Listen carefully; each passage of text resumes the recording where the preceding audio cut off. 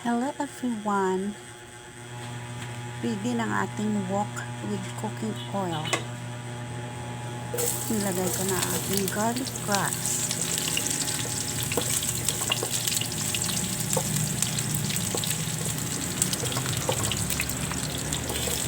At ngayon, onion slice.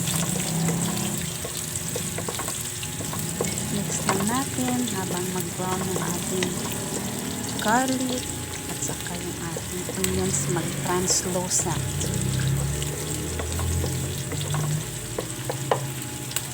Gisa pa lang ang bango na.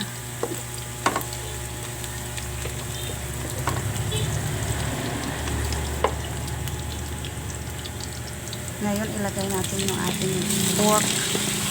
Maninipis na slice yan guys. Na marinate ko na yan sa soy sauce at saka ground black pepper. At i-mix lang natin. Igisa natin guys.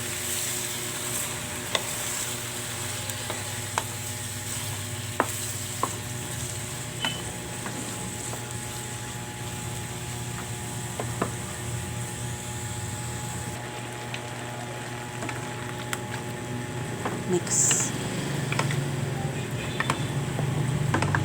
ulit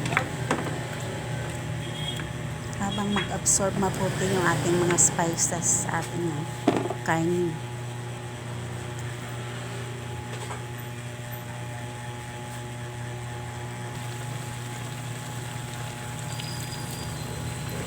Lagay tayo ng liquid guys. Sprite yung inilagay ko.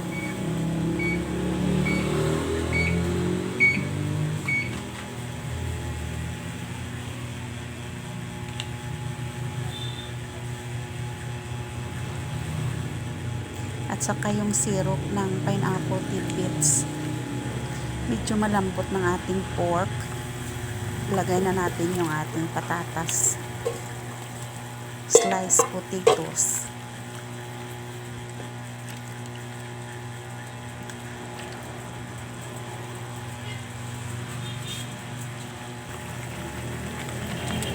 At ngayon yung ating pineapple tidbits.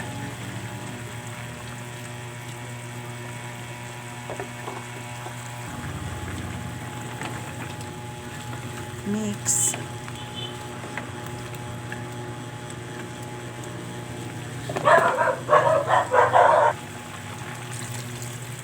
Ngayon naglagay ako ng coconut vinegar. Suka. Langgaw lang tawag sa amin sa Ilonggo guys. At palutuin natin mabuti yung suka. At saka lagyan natin ng sugar. Pampabalance.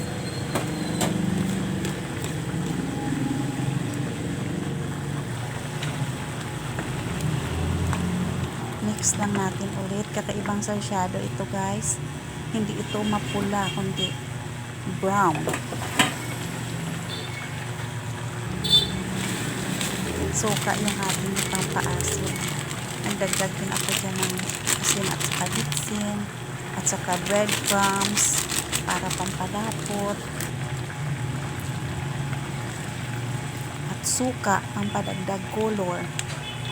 What I mean is soy sauce pampadagdag color.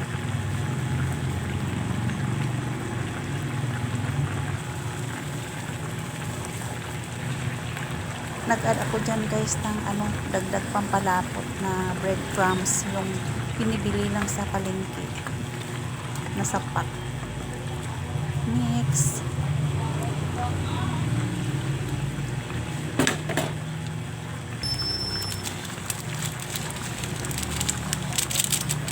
Nag-add ako ng seasoning granules para dagdag pampalasa. Ngayon green and red bell pepper. Idada na guys. At spring onions. Ganda ng color guys at ang bango. Masarap yung ating pork sarsyado. Ready to serve ng ating pork sarsyado. Please like and subscribe. May God bless us all.